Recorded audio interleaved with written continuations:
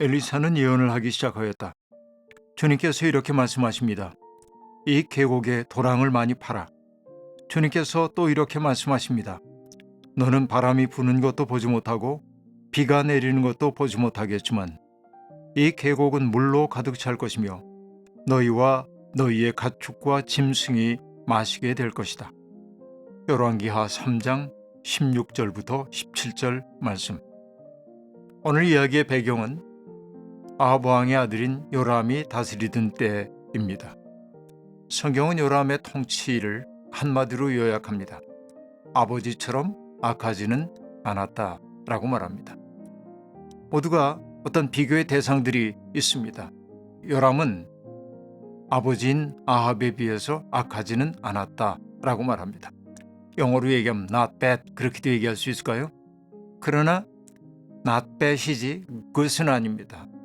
그는 아버지가 만든 바알의 우상들을 철거하기는 했습니다.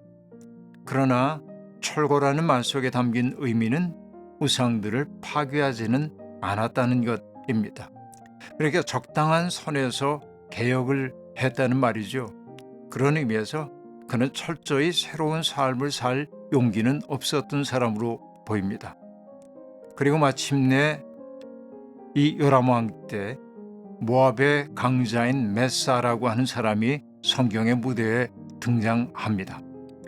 이 모압 왕은 매해 이스라엘 왕에게 암양 10만 마리의 털과 순양 10만 마리의 털을 조공으로 바쳤습니다. 어떻게 보면 막대한 분량입니다. 아합이 그만큼 강력한 왕권을 형성하고 있었기 때문에 맺어진 국제관계의 모습이었습니다. 그러나 아합이 세상을 떠난 후에 모압 왕 메사는 아합과 맺었던 조약을 배반했습니다. 화가 난 요람은 이스라엘 군대를 점검한 후에 전쟁을 개시하려 했습니다. 그러나 홀로 전쟁을 수행하기 어렵다고 느낀 그는 설린 관계 속에 있었던 유다 왕 여호사밧에게 모압을 치러 함께 가지 않겠느냐고 제안합니다. 여호사밧은 그 이야기를 흔쾌하게 받아들였습니다. 마침내 남북의 왕조가 함께 합력하여서 이렇게 모압과 전쟁을 벌이려는 찰나입니다. 그 연합군은 에돔의 광야길로 이래 동안 행군해 갔습니다. 그런데 예기치 못한 어려움이 그들에게 찾아옵니다. 마실 물이 바닥이 났던 것이죠. 이 문제를 해결하지 않고는 전쟁을 치러보기도 전에 그들은 패배자가 될 수도 있는 상황 속에 내몰리게 되었습니다. 남왕국의 왕인 여호사밧이 우리 가운데 주님의 예언자가 없는지를 묻습니다. 하나님의 뜻이 어디에 있는지, 이 문제를 해결할 수 있는 길은 없는지 묻기 위해서였습니다. 그러자 이스라엘 왕의 신하 가운데 하나가 우리 가운데 엘리사가 있다고 말합니다. 그러자 두 왕은 함께 엘리사를 찾아갑니다. 엘리사를 소환한 것이 아니라 찾아갔다는 것이죠. 그만큼 존중해 준 것이라고 볼 수 있습니다. 엘리사는 요람에게 응답하고 싶지 않았습니다. 반갑지 않았습니다. 하지만 여호사밧의 체면을 생각해서 만나준다고 말합니다. 자기들 연합군이 처해 있는 어려움을 전해들은 엘리사는 혹시 우리 가운데 검은 고 타는 사람이 있는지를 묻고 그런 이가 있다고 말하자 그를 불러달라고 얘기를 합니다. 검은 고 타는 사람이 연주를 시작하자 주님의 권능이 엘리사에게 임했습니다. 하나님의 영의 기운이 아주 강력하게 엘리사를 사로잡자 엘리사는 영감에 사로잡혀서 지시를 내립니다. 계곡에 도랑을 많이 파라는 것입니다. 도랑을 파고 물이 흘러올 길을 만들어 두라는 것이었습니다. 바람도 없고 비도 없겠지만은 이 계곡이 물로 가득 차게 될 것임을 그는 예고하면서 지금은 비록 목마름 속에 있지만은 얼마 지나지 않아 너희는 물론이고 가축과 짐승이 흡족하게 마시게 될 것이라고 말합니다.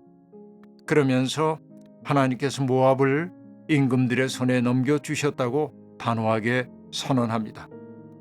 요새화된 성읍과 아름다운 성읍들을 연합군이 칠 것이고 좋은 나무들을 쓰러뜨리고 샘을 막을 것이고 옥토를 돌짝밭으로 만들 거라고 그렇게 말합니다. 마침내 다음날 제물 드릴 시간이 되었을 때 참 놀랍게도 물이 에돔 쪽을 따라 흘러내려와 그 땅을 물로 가득 채웠다고 말합니다. 어떻게? 라고 하는 그 질문에는 답하지 않습니다. 다만 에돔 쪽에서 그 물이 흘러와 그들이 파놨던 도랑에 가득 채우게 되었다고 말합니다. 장면이 전환되어서 모압 사람들의 전쟁 준비 이야기가 등장합니다. 모압 왕은 전투에 참가할 수 있는 모든 사람들을 소집한 후에 국경에서 이스라엘 유다 연합군과 대치했습니다. 이튿날 동력의 해가 서서히 떠오르게 되자 저편 연합군이 있는 그쪽에 보니까 햇빛이 그 물 위에 비치는데 그 물이 마치 피와 같이 붉게 물든 것을 그들은 보았습니다. 우리는 쉽게 생각할 수 있죠. 없던 물 위에 해가 비치니 거기에 마치 피의 강이 흐르는 것처럼 보였을 수도 있겠습니다. 앞서 얘기했죠. 그 물은 에돔에서 흘러내렸다고 말했습니다. 에돔의 뜻이 붓다라고 하는 이미지이니까 에돔에서 흘러온 물이 붉게 보인다는 이 이미지가 겹치고 있음을 알 수 있습니다. 전혀 예상하지 못했던 그런 광경을 본 모압 사람들은 홀로 생각했습니다. 연합군들끼리 이해관계가 엇갈려 자기들끼리 전투가 벌어져 피가 강을 이루고 있다고 판단합니다. 그렇다면 지금이야말로 약탈하기 좋을 때라고 생각하고 그들은 정말 별 무장하지 않은 채 달려갑니다. 그리고 연합군에게 반격을 당하게 되죠. 이제 싸움의 기초는 분명해졌습니다. 모압은 패배했고 연합군은 승리하게 되었습니다. 이제 사태가 불리하게 돌아간 것을 눈치챈 모압 왕은 앞으로 자기의 뒤를 이어 왕이 될 장자를 죽여서 성벽 위에 번제로 드렸습니다. 정말로 놀라운 사건입니다. 그 번제로 드린 그 신은 그모스라고 하는 신이죠. 나중에 여러분 성서 고고학에서 가장 위대한 발견 가운데 하나가 메사의 석비라고 하는 것이 있는데, 그러니까 성경에 등장하는 인물들의 이름이 그 메사 왕의 석비 속에 기록되어 있는 것을 볼 수 있는데, 메사는 자기가 대승을 거두었다고 말하면서 고모스 신의 도움으로 적들을 물리쳤다는 그 경과를 상세하게 서술하고 있는데, 바로 고모스에게 자기의 장자를 번제로 드린 이것이 고모스의 그 호의를 사게 되었다고 말하고 있는지도 모르겠습니다.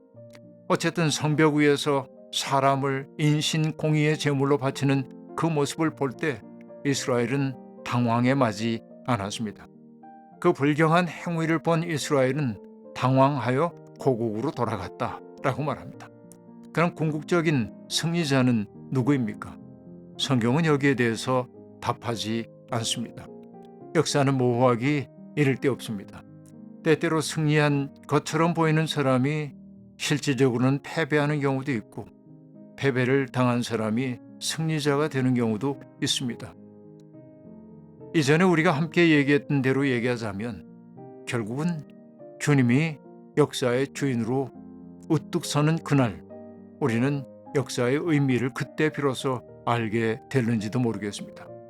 인간의 세상에서 벌어지고 있는 그 온갖 복잡한 일들, 그 속에서 하나님의 뜻을 분별할 수 있는 지혜, 바로 우리는 그 지혜를 청하지 않을 수가 없습니다. 하나님, 갈등과 분쟁과 전쟁이 그칠 사이가 없습니다. 평화로운 공존은 정녕 불가능한 것인지요. 형제의 살해자인 가인의 후예인 우리를 불쌍히 여겨주십시오. 전쟁은 모두를 황폐하게 만듭니다.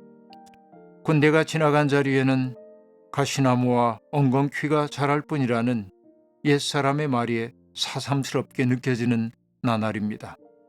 하나님, 평화에 이르는 길은 없다. 평화가 곧 길이다 라는 선각자의 말은 얼마나 적확한지요. 우리에게 어떤 경우에라도 평화를 선택할 수 있는 단호한 용기를 허락하여 주십시오. 아멘.